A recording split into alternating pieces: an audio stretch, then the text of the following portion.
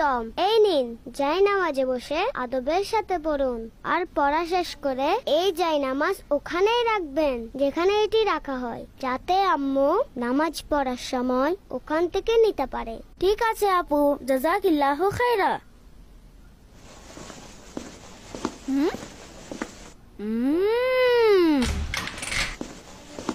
সুবহানাল্লাহ, সুবহানাল্লাহ, সুবহানাল্লাহ, সুবহানাল্লাহ, সুবহানাল্লাহ, সুবহানাল্লাহ, সুবহানাল্লাহ, সুবহানাল্লাহ, সুবহানাল্লাহ।